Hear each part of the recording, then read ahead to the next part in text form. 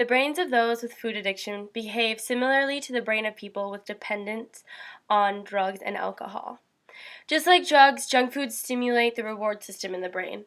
This system was designed to reward us to encourage our survival, and that includes eating.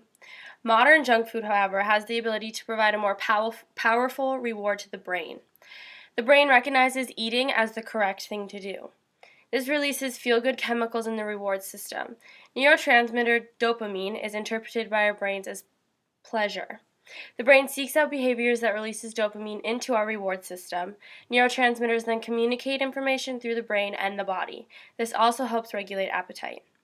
Vitamin D also helps release more neurotransmitters, and dopamine is negatively affected during stress.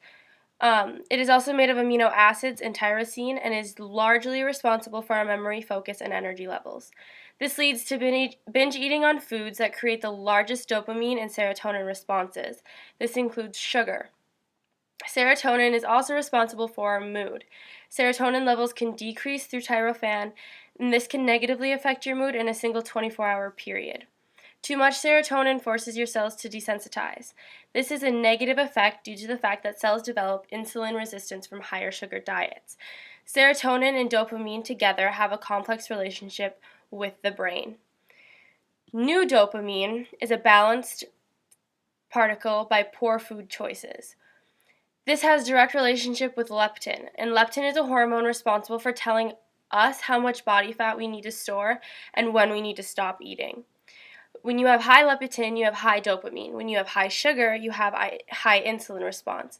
When you have high insulin, you have high leptin, and this drives us to eat more and more sugar and gain more and more weight.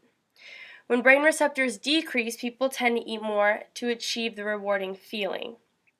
This is called a tolerance. When they are unhappy due to the lack of getting their fix because of their tolerance, that is called withdrawal.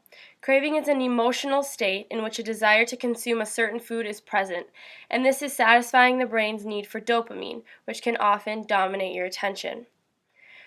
Food addiction can cause severe physical and psychological problems. Many that suffer from food addiction also suffer from depression and severe broken self-esteem. In order for something to be addictive, the substance has to meet criteria. There has to be large amounts over a long period of time, persistent desire with unsuccessful efforts to cut down or control use, seeking out the substance, giving up more important things in life for the substance, despite knowledge of the harmful effects one continues to use the substance, development of a higher tolerance, and withdrawal. 67% of all Americans are overweight or obese. This is causing mood disorders to increase. Depression is increasing 20% yearly. 11% of children, which is 6.4 million, were diagnosed with ADHD. Morbid obesity has a quick fix effect on food addicts. The high calorie and fat count found in fast food is very dangerous to consumers. One must seek professional help before it causes permanent damage.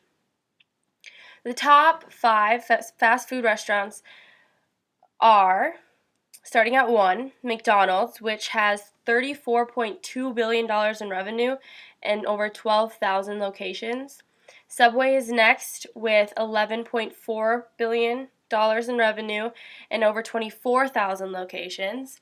Starbucks comes in with third at $9.75 billion and has over 10,000 locations.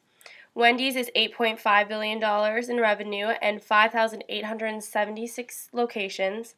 Burger King is $8.4 billion in revenue and over 7,000 locations. Alongside all of the information I provided, many people still question the facts, so I would like to provide you with a few. The food you buy from fast food restaurants is made with cheap ingredients such as sugar and high-fat meat, and that is why the items you are consuming are so cheap. Fast food is high in fat and salt, which can cause high blood pressure and obesity. Food can elevate insulin levels. That causes type 2 diabetes. Many children will recognize McDonald's before they can even speak, and all the fries are usually dipped in sugar to get golden brown and crispy. It would take 7 hours of continuous walking to burn off a supersized drink, fry, and burger. 13% of children and adolescents are classified as overweight or obese. The adult figure since 1980 has doubled, and children's figures have tripled. There was more money spent on diagnosis, care, and prevention of obesity, and Americans spent more on fast food than a higher education. There are different signs of someone being obese as well, and they're quite simple actually. More and more eating to get a fix, managing emotions with food, using it as a distraction from life or really anything, becoming less engaged with life, like I said, missing out on life events to take part in whatever it is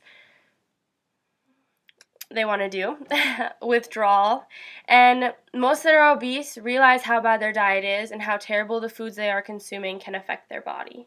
They just still choose to eat at these places.